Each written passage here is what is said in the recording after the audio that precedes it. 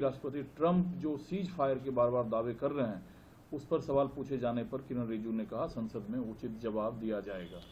देखिए, सबसे महत्वपूर्ण चीज है समय। और जिस समय पहलगांव घटना हुई, हम लोगों ने मांग की कि विशेष सत्र बुलाई जाए, क्योंकि देश की आवश्यकता थी। और कोई चीज का एक तत्कालीन सारी चीजें, चाहे ऑपरेशन सिंदूर की बात करें, पहलगांव की बात है, या विशेषकर जो आतंकवादियों ने जो घटना हमारे साथ जो यहाँ पर नृशंस जो हत्या की, उसमें सरकार अपने दायित्वों से भागी। और ये सामान्य जो सत्र चल रहा है उसमें चर्चा के लिए तैयार ही। ये अलग बात है कि इस सत्र में भी हम ये अपेक्षा करते हैं सरकार विस्तार से उन नीतियों के बारे यहाँ से चर्चा करे जो उन्होंने किया, और सीज फायर किस स्थिति में हुआ, हमने जो डेलीगेट्स बाहर भेजे उसका क्या परिणाम आया। तो ये सारी बातों से बिंदीवार चर्चा इसलिए होनी चाहिए। और हमारा दायित्व बनता है सरकार को उनके जो नीतियां हैं, जो अगर राष्ट्र हित में नहीं हुई, कुछ कमियां हुई, उनके बारे में हमें सजग करना है, हमें बतलाना है।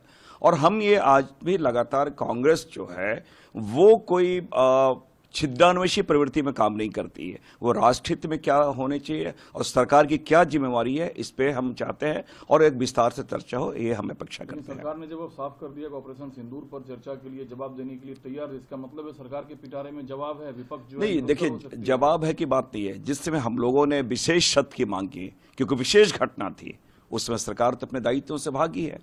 और सामान्य जो अभी हमारे सदन में जो चर्चाएं आएंगी उसमें वो चर्चा करानी चाहिए। बहरहाल हम ये अपेक्षा करते हैं कि बहुत विस्तार से और पूरी समय दी जाए और पूरी ये कटेल ना की जाए। बहुत बार ऐसा होता है कटेल कर दी जाती है, हस्तक्षेप हो जाता है। तो हम अपेक्षा करते हैं विस्तार से चर्चा हो और ये सदन में, ये सर्वोच्च पंचायत में सारी बातें आए।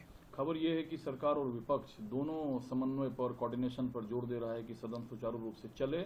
और विपक्ष के खासकर जो मुद्दे हैं, एसआईआर, पहलगांव और ट्रंप, देखिए, मैं समझता हूँ सारे जनता से जुड़े हुए मुद्दे हैं।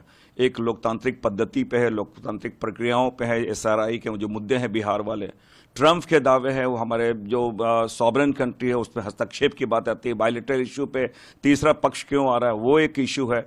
एक भी इशू और मैं कहना चाहूँ, मणिपुर की चर्चा जरूर होनी चाहिए, क्योंकि मणिपुर आज भी जल रहा है, सीमा सुरक्षा बल है, वो महत्वपूर्ण है।